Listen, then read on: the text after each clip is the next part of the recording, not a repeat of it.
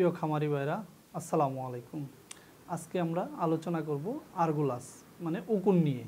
পুকুরে কেন উকুন হয়, আর উকুন কোন ধরনের পুকুরে সবচেয়ে বেশি উকুন হয়, কি কারণে উকুন হতে পারে, সেই বিষয়গুলি নিয়ে আলোচনা করব।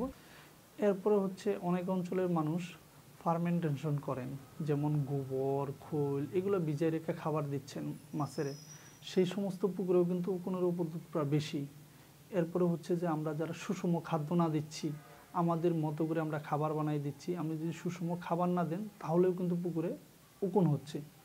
যে সমস্ত পুকুরে উকুন হয়, যেমন আমরা সারা বাংলাদেশেই আমাদের যে পুকুরের যে যাদের নিজস্ব পুকুর আছে সেটা ভিন্ন কথা, আর আমরা ম্যাক্সিমাম মানুষই বড় খামারি যারা আছে আমরা এই পুকুরগুলি লিজে নেই, যার কারণে আমরা অল্প মাছ ছাড়তে পারি না।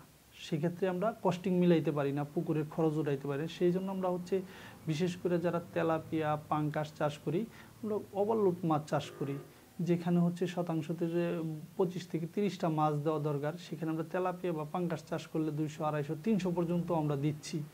এবং আমরা প্রচুর ফিডিং করতেছি, কারণ 300 মাছের তো খাবার দিতে হচ্ছে।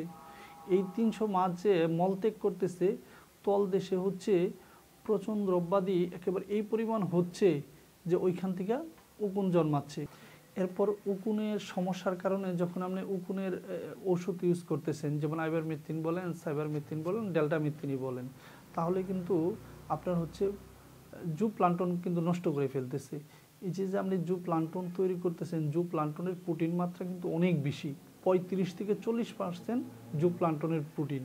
তাহলে আপনাকে কি করতে হবে, উকুন যেন না আসে সেই বিষয়টা কিন্তু আপনাকে মাথায় রাখতে হবে। পুকুরের পরিচর্যা করতে হবে, যেমন প্রতি মাসে একবার আপনার চিটাগুড়, আপনার প্রোবায়োটিক এগুলো আপনি ইউজ করেন, প্রচুর পরিমাণ জু প্লান্টন তৈরি হবে।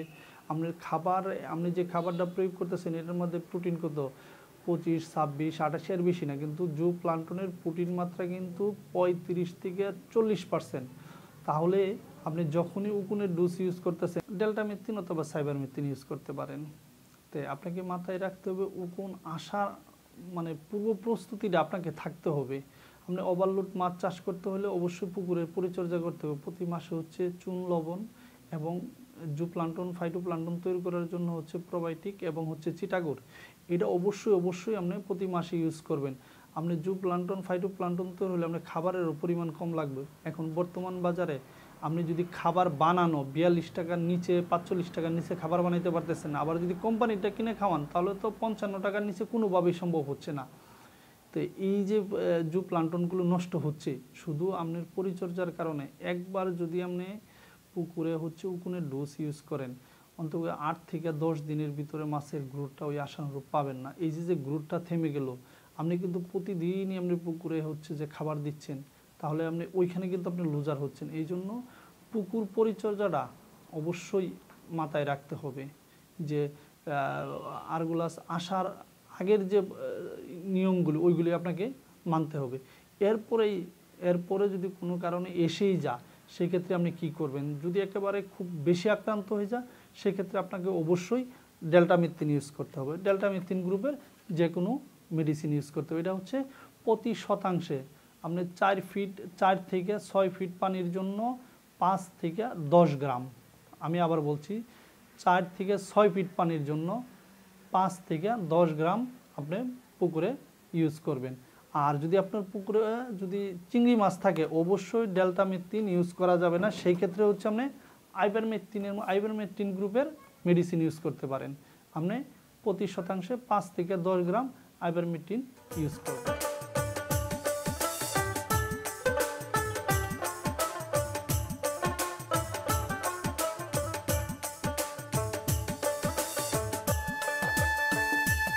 থেকে 10 গ্রাম আইভারমেকটিন ইউজ করবেন। এছাড়াও আপনার পুকুরের যদি মানে আপনি দেখতেছেন যে অনেক বেশি আক্রান্ত করে ফেলছে, সেই ক্ষেত্রে আপনাকে অ্যান্টিবায়োটিক ইউজ করতে হবে। এছাড়াও পুকুরের যে কোনো বিষয় নিয়ে আমাদের ছবি তুলে আপনি আমাদের হোয়াটসঅ্যাপে পাঠাইতে পারেন, আমরা এখান থেকে পরামর্শ দিতে পারি। অথবা আমাদের সারা বাংলাদেশে আমাদের ডাক্তার এবং আমাদের কোম্পানির প্রতিনিধিরা আছে, আমাদের সাথে যোগাযোগ করলে মাছ চাষের যে কোনো বিষয় নিয়ে আপনাদেরকে আমরা সহযোগিতা করতে পারবো। এবং আমাদের হেল্পলাইনে আপনি 24 ঘন্টা ফোন দিতে পারবেন। এবং আমার সাথে যোগাযোগ করার জন্য সকাল 9টার থেকে 5টার মধ্যে যে কোনো সময় ফোন দিলে আমার সাথে আপনি সরাসরি কথা বলতে পারতেছেন। আমি মনে হয় কিছুটা হলেও আপনাদের এই ধারণাগুলি দিতে পারতেছি। আরও বিস্তারিত কোনো কিছু জানার থাকলে অবশ্যই আপনারা আমাকে ফোন দিবেন। আর আজকের মতো আমরা এখানেই শেষ করতেছি। অন্য যে কোনো দিন অন্য একটা বিষয় নিয়ে ইনশাআল্লাহ আলোচনা করব, যদি আপনাদের কোনো কাজে লাগে। সকলেই ভালো থাকবেন। আসসালামু আলাইকুম।